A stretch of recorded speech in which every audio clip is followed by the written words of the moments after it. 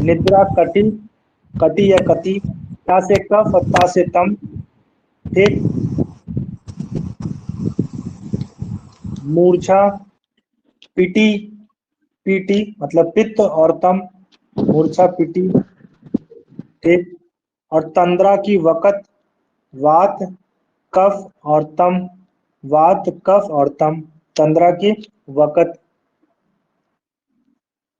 ठीक। अब ध्यान दीजिएगा, निद्रा की परिभाषा सबसे पहले एग्जाम में यही क्वेश्चन पूछा जाता है। हम लोग जामनगर 2013 का पेपर दे रहे थे, तो उसमें क्वेश्चन में आया था कि यदा तो मनसि क्लांते कर्मात्मानः क्लमान्विता विषयेभ्यो निवर्तन्ते तदा स्वपिति मानवः। ध्यान दीजिएगा, श्लोक चल रहा है निद्रा का, श्लोक में शब्द प्रयोग हो रहा है स्वपिति। बहुत इंपॉर्टेंट लाइन है ये, इसीलिए आचार्य चरक ने त्रय उपस्तंभ में आहार, स्वप्न और ब्रह्मचर्य बताया। ठीक। अब जरा बात करते हैं हम लोग निद्रा।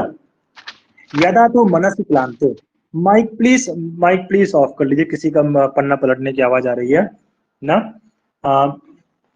यदा तो मनसि क्लांते कर्मात्मानः क्लमान्विता, जिसका मन के थक जाने के कारण, कर्म करने करते मन के थक जाने के कारण जिस आदमी की इंद्रियां विषयेभ्यो निवर्तन्ते, विषयों को ग्रहण करने से निवर्तन्ते मतलब हट जाती हैं, तदा स्वपिति मानव, तब आदमी सोता है।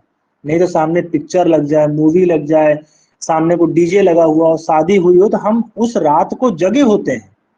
ठीक, क्योंकि हमारा मन भी वहीं लगा होता है। जब तक हमारा मन नहीं हटा तब तक हमको निद्रा नहीं आती। ठीक। अब दूसरी बात, कफ और तम इसका मुख्य कारण है। ठीक, ध्यान दीजिएगा, कफ और तम इसके मुख्य कारण है। लेकिन अगर एग्जाम में आपके क्वेश्चन आ जाए कि गरियसी कारण क्या है, गरियसी कारण क्या है? स्वभाव। बिल्कुल सही। बस इन बातों को देख करके ही क्वेश्चन का आंसर लगाया करिए। क्यों? क्योंकि आपके ऑप्शन में कफ भी मिलेगा, तम भी मिलेगा, स्वभाव भी मिलेगा। आपको स्वभाव लगाना है, स्वभाव नहीं है तो तम लगाना है, तम नहीं है तो कफ लगाना है। ठीक। क्यों? क्योंकि गरियसी कारण तो स्वभाव है। और एक लाइन क्या लिखी हुई है सुश्रुत में, निद्रा हेतुस तमः, निद्रा का हेतु क्या है? तम, कफ नहीं लिखा। और सत्वम बोधने उच्यते, सत्वम बोधने हेतु उच्यते, सत्व जो है वो बोधने मतलब जगाने का कारण है। यहां पर ये सत्व मन नहीं है, यहां पर सत्व गुण है। ठीक। आगे बात करते हैं जो आपके इसमें लिखा हुआ है। निद्रा के भेद थोड़ा बाद में आएंगे हम लोग। निद्रा के अधीन क्या क्या चीजें होती हैं, ध्यान दीजिएगा। निद्रा यत्तम, सुखम, दुखम, पुष्टि, कार्श्यम, बला,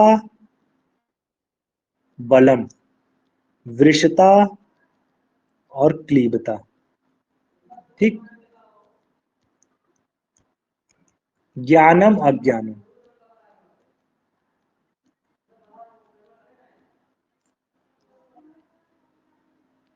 जीवितम नचा। ठीक। सुख दुख, पुष्टि कार्य, बल अबल, वृषता क्लीबता, ज्ञान अज्ञान, जीवन और नच मतलब मरण, ये सब चीजें निद्रा के अधीन है। इसमें से क्या क्या चीजें हैं जो किसी और के भी अधीन है, जैसे कफ के अधीन? जल्दी बता दें जो आप लोगों को याद हो।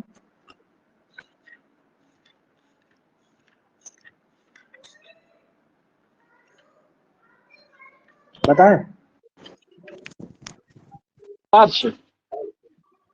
हाँ, पुष्टि कार्य। मैं बता रहा हूँ। सबसे मुख्य बात ध्यान रखिए कि काप्य नामक आचार्य ने चरक सूत्र स्थान 12वें अध्याय में कफ के गुणों के बारे में, कर्मों के बारे में बताया। और पित्त के बारे में किसने बताया? पित्त के बारे में मरीचि। बहुत पूछा जाता है, मरीचि ने। मिर्च से याद करिए कि मिर्चा, मरीचि ये पित्त वाले हैं। अब इन्होंने क्या क्या चीजें कॉमन है वहां पर एक बार श्लोक याद सुन लें। सोम एव शरीरे श्लेष्मांतर गता कुपिता अकुपिता शुभ शुभानि करोति तथा दाढ़र्यम, शैथिल्यम, उच्चयम, कार्श्यम, जो जो आता जा रहा है मैं उसे गोला करते जा रहा हूं, ठीक। कार्श्यम, उत्साह, आलस्य, वृषता, ज्ञानम, अज्ञानम, बुद्धिम, मोहम इत्येव मादीन चाप्राण द्वंद्वा नीति। अब जितनी चीजें मैंने गोला की हैं ये चारों चीजें कफ की भी हैं और निद्रा की भी हैं। क्लियर, बस इतना ही ध्यान रखिएगा।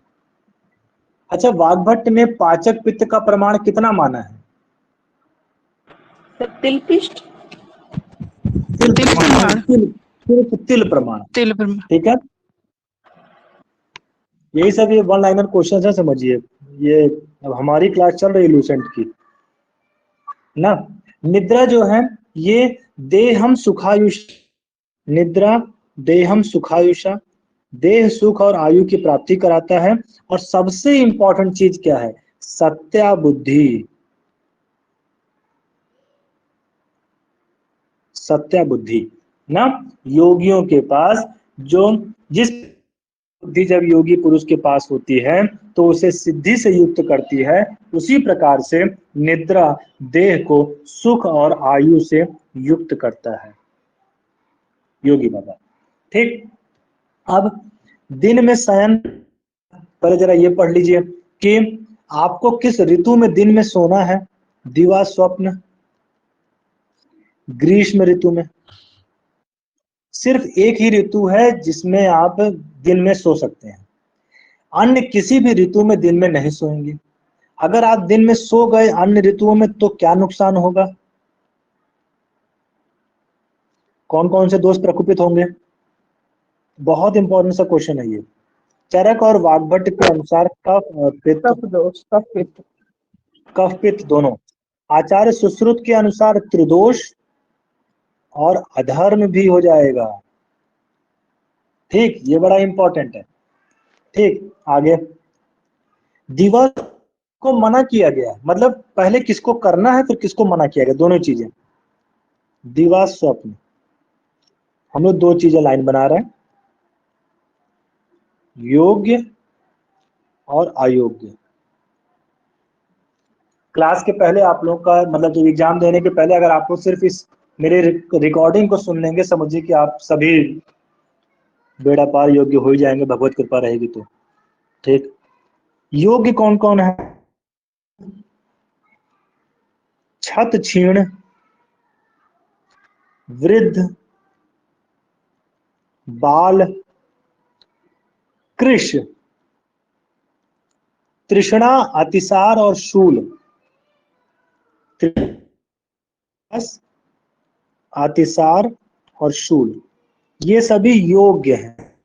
अब अयोग्य वाला बड़ा इंपॉर्टेंट है, मतलब ये पूछे हुए क्वेश्चन है जो मैंने आपको लिखाए हैं। अब अयोग्य वाला बड़ा इंपॉर्टेंट है, किसको नहीं सोना है? भैया मेदस्वी व्यक्ति को, ठीक।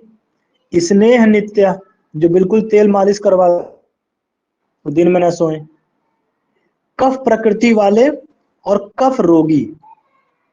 और सबसे इंपॉर्टेंट अगर कोई है, मोस्ट इंपॉर्टेंट, तो वो है दूषी विष से दूषी विषाक्त, ठीक। असमय और दिन में होने से हानियों से कोई मतलब नहीं है। वो आपके एग्जाम में आने वाला क्वेश्चन ये भी है कि जागर जो निद्रा है, अगर आप रात्रि जागरण करें, दिवा स्वप्न करें, या इस समय बैठे बैठे सोना, आसीन प्रचलायितम। रात्रि जागरण बहुत कंसेप्चुअल है। आप रात में जागिए या रात में अत्यधिक मैथुन क्रिया करिए, दोनों से ही बढ़ेगी, कॉन्स्टिपेशन होगा, लैट्रिन टाइट होगी, ठीक। दिवा स्वप्न, प्रास्वप्नम दिवा, दिन में सोने से मुंह में पूरा तेल तेल, मुख में गीलापन, मतलब स्निग्धता बढ़ जाएगी। आसीन प्रचलायितम सुखम, मतलब बैठे बैठे सोना, आरुक्ष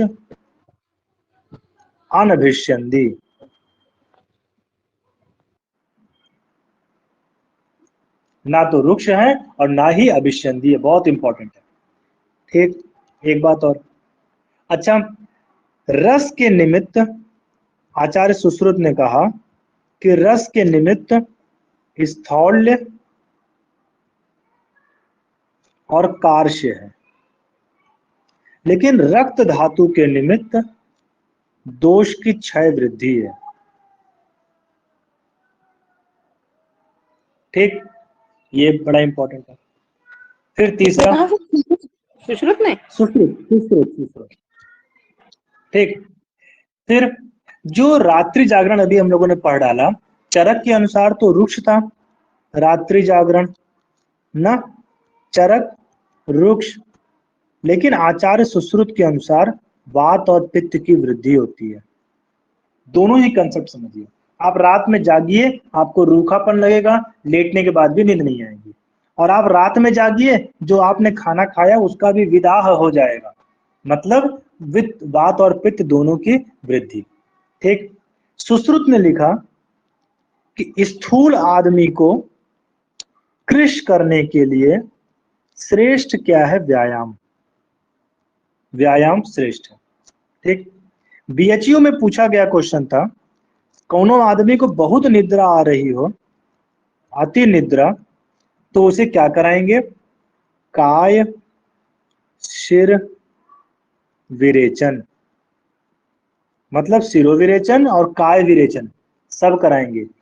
फिर छर्दन, था। मतलब हाँ, क्या क्या कह रहे हैं? छर्दन भी कराएंगे, हाँ जी जी, छर्दन भी कराएंगे, भय भी कराएंगे, भय देंगे, और रक्त मोक्षण, ये पूछा गया क्वेश्चन है ये। ठीक, और सत्व औदार्य तमो जया, सत्व को बढ़ा करके तम को जीतेंगे। ठीक, अब आ जाए निद्रा के भेद जो यहाँ लिखा गया है। सबसे इंपॉर्टेंट सी चीज है, आप चार आचार्यों को लाइन से लिख लीजिए, चरक, सुश्रुत, वाग्भट और शारंगधर, या फिर चलिए ऐसे ही, फिलहाल क्रम तो ऐसे है, शारंगधर, सुश्रुत, चरक और वाग्भट। शारंगधर का 1, सुश्रुत का 3, चरक का 6 और वाग्भट का 7। ठीक, सबसे पहले देखिएगा, जब हम लोग दुर्गा सरस्वती जी का पाठ शारदीय नवरात्र और चैत्र नवरात्र में करते हैं, तो वहां जो प्रथम है उसमें ब्रह्मा जी जो है विष्णु की माया स्वरूप निद्रा, योग निद्रा को की पूजा करते हैं। तो वो आचार्य सुश्रुत ने निद्रा को वैष्णवी कहा है ना, विष्णु जी के माया स्वरूप योग निद्रा, यही प्राकृत है। ठीक, फिर वैकारिकी और तामसी, VVT, वैष्णवी, वैकारिकी और तामसी, सुश्रुत की 3 निद्रा हो गई। ठीक, चरक की 6 हैं, तमोभवा, श्लेष्म समुद्भवा, मनः शरीर श्रम संभवा, आगंतुकी, व्याधि अनुवर्तनी और रात्रि स्वभाव प्रभवा। जो रात्रि में स्वभाव से उत्पन्न होने वाली निद्रा है वो रात्रि स्वभाव, तमोभवा, तम के कारण, श्लेष्म समुद्भवा, बहुत ज्यादा जलेबी खा लेंगे तब भी नींद आती है, मन शरीर श्रम संभवा, मन और शरीर इन दोनों के थकने के कारण, आगंतुकी और व्याधि अनुवर्तनी। यहां पर एक बात इंपॉर्टेंट है कि चरक ने तो 6 माना, वाग्भट ने 7 माना। जो वाग्भट ने 7 माने हैं उन्होंने इसी मन और शरीर को अलग अलग कर दिया है। ठीक, मन को चित्त खेद और शरीर को शरीर खेद ना, देह खेद, चित्त खेद और देह खेद, दो अलग अलग भेद करके वाग्भट ने 7 निद्रा के भेद मान लिए। यहां पर इंपॉर्टेंट चीज क्या है कि जो आपके एग्जाम में क्वेश्चन आता है कि अरिष्ट रूप में प्रवृत्त निद्रा कौन सी है? आगंतुकी, अरिष्ट रूप में प्रवृत्त निद्रा। ठीक, आगंतुकी, इसी को ही चक्रपाणी ने रिष्ट भूता चक्रपाणी ने कहा। लेकिन आचार्य डल्हड़ ने तमोभवा को तमो रूप और अरिष्ट भूता डल्हड़ ने कहा। अगर एग्जाम में थोड़ा भी घुस के पूछ लिया तो डल्हड़ के अनुसार तमोभवा है अरिष्ट भूता, और चक्रपाणी के अनुसार रिष्ट भूता है आगंतुकी। ठीक, अगर किसी भी आचार्य का नाम नहीं लेगा तो भैया क्वेश्चन कंफ्यूजिंग में चला जाएगा, लेकिन आप आंसर में चक्रपाणी का लगा करके चले आइएगा। ठीक है, आगंतुकी अरिष्ट रूप में आती है और तमोभवा भी मृत्यु के समय में आती है, अरिष्ट की सूचना उससे मिलती है। इसके साथ ही आप लोगों की आज की क्लास खत्म होती है। रेस्ट आप लोगों का कल क्लास होगा, जिस स्पीड से आज चल रहा था इसी स्पीड से। ठीक है, थैंक यू ऑल, नमस्कार boss, Ram Ram. Ram Ram sir, thank you sir.